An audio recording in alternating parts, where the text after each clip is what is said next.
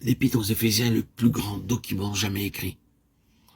C'est l'exposé complet et le plus vaste que le Nouveau Testament contient à propos de la signification de la religion chrétienne, fusionnant comme nulle part ailleurs ses aspects évangéliques, spirituels, moraux et universels. C'est la communication la plus sublime jamais faite aux hommes, qui fut transmise à partir d'une prison romaine par quelqu'un qui, selon sa propre estimation, était le moindre de tous les saints. Cette épître aux Éphésiens est l'une des plus nobles du Nouveau Testament, une épître divine qui rayonne par la flamme de l'amour chrétien et la splendeur de la lumière sainte, et d'où coulent des fontaines d'eau vive. L'œuvre la plus céleste de quelqu'un dont l'imagination même est meublée de choses qui sont dans les cieux. Dans cette épître, qui est la composition de l'homme la plus divine, se trouve toute doctrine du christianisme. D'abord, cette doctrine particulière au christianisme, c'est clairement l'épître de l'ascension. Par elle, nous nous élevons comme sur des ailes de l'inspiration sur les hauteurs les plus divines. Mot après mot et pensée après pensée, ici, les lieux célestes, là, toute bénédiction spirituelle, puis les richesses, puis la gloire, puis le mystère, puis la plénitude, puis la lumière, puis l'amour. Tout semble, pour ainsi dire, laisser derrière soi une traînée lumineuse dans ce ciel profond et rayonnant. C'est l'expression la plus avancée, la plus sublime, la plus profonde, la plus définitive de l'évangile de Paul. Hâtons-nous de dire que notre propre appréciation n'est pas le résultat de la lecture d'appréciation comme celle qui se trouve donnée par tous les écrivains qui l'ont lu, tous les auteurs qui l'ont considéré, tous les lecteurs, auditeurs, auditrices qui ont entendu parler de cette lettre aux Éphésiens. Ces dernières ont été découvertes beaucoup plus tard. Nous sommes alors arrivés à notre propre conclusion après bien des années de lecture, de méditation sur cette épître aux Éphésiens et sur le ministère de Paul en général. Et nous sommes tellement heureux d'avoir notre jugement confirmé ou entériné par des hommes qui ont eu une connaissance tellement plus grande que la nôtre et qui ont eux-mêmes vu le sublime qui se trouve derrière cette épître aux Éphésiens. Ce qu'il y a de plus merveilleux, de plus grand et de plus sublime dans tout l'évangile réuni. Jusqu'à présent, nous avons seulement introduit l'épître aux Éphésiens. Son contenu, son enseignement et son message occuperont la majeure partie de notre préoccupation dans les audios que je veux me proposer de vous offrir, de vous publier, bien que tout cela reste encore très largement au-delà de notre compréhension. Avant de nous plonger dans ces profondeurs sans jamais aller beaucoup plus loin que la surface, nous devrons nécessairement prêter attention à l'homme lui-même et au fait que l'homme et son ministère sont une seule et même chose. Avant de procéder ainsi, rappelons à nos auditeurs auditrices un ou deux faits évidents mais impressionnants. Lorsque l'apôtre Paul se mit à écrire cette épître aux Éphésiens, il n'avait pas la moindre idée qu'il était en train d'écrire les Saintes Écritures, la Bible en partie. Sa seule pensée et son unique désir était de confirmer, de compléter tout le conseil de Dieu qu'il avait annoncé, sans en rien à cacher, à Éphèse et d'un bout à l'autre de l'Asie mineure, pendant les 2 années où il s'y trouvait, acte 19. Dans sa propre pensée, c'était une lettre qu'il écrivait, cela en vue d'un lieu et d'un besoin.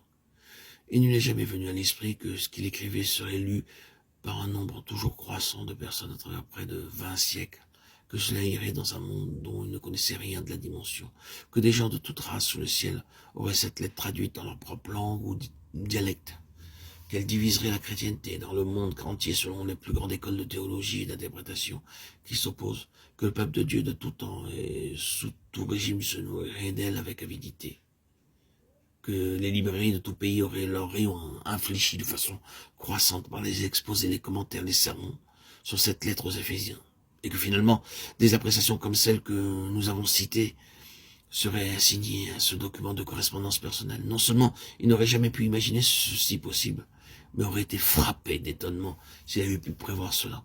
Quelle apologie de son témoignage, quelle justification de ses souffrances, quel dévoilement de la souveraineté et de la grâce de Dieu.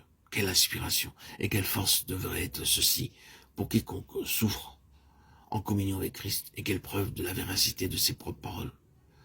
Votre travail ne sera pas vain dans le Seigneur, frères et sœurs en Christ bien-aimés. Ainsi, je me propose pendant plusieurs semaines de vous publier ces audios à partir des écrits d'Austin Spark, Theodore Austin Spark, qui m'a si inspiré, transformé par sa connaissance de l'Évangile, et qui m'a permis de poursuivre mon cheminement dans la sanctification afin de connaître, vivre la présence de Christ de manière féconde et non statique, dans une vie véritablement vécue présentement, par les explications que m'a donné Austin Spark depuis cette révélation qui m'a été faite en connaissant cette nouvelle église, l'église évangélique de Patmos. J'ai pu vivre et mesurer la grandeur de Christ réellement, comme jamais je n'ai pu la connaître. Et je me propose de partager cette connaissance pour que vous puissiez vivre sa présence, la présence, l'œuvre de Christ en vous. Par ce messager vraiment exceptionnel qui m'a tant donné, j'ai compris ce qu'est vivre Christ. Non seulement comprendre Christ, non seulement comprendre sa vie, le ministère qui nous a offert, mais vivre Christ dans sa chair, par la connaissance que Austin Spark nous permet de recevoir. Merci Seigneur Jésus. Et je peux dire comme l'apôtre, ce n'est plus moi qui vis, c'est Christ qui vit en moi.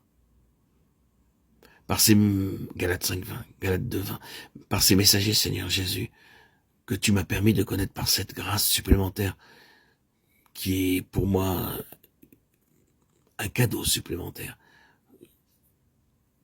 La grâce, par exception,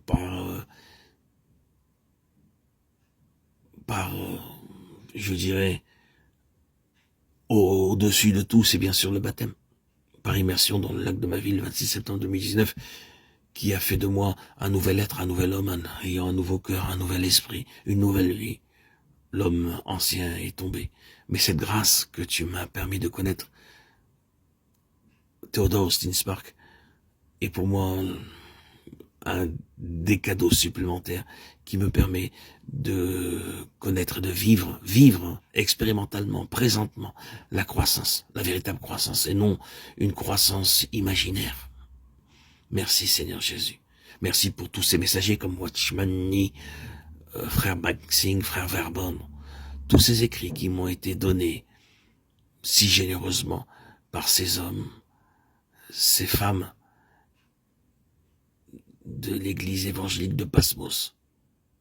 Tous ces messages qui sont incrustés de manière indélébile dans mon être et qui a transformé ma vie.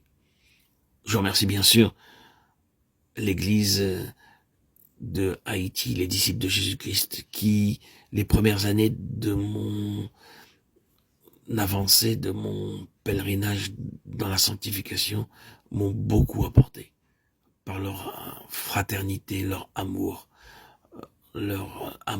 du prochain, leur chant unique, leur cantique, le cantique des anciens qui m'a tant apporté.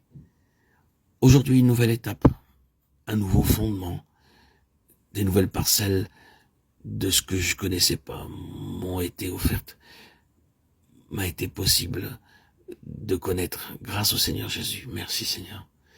Que je puisse toujours avancer et connaître d'autres écrits, d'autres messagers de Christ pour pouvoir aussi les partager. Car mon but, ce n'est pas simplement de recevoir, mais d'offrir ce que j'ai reçu.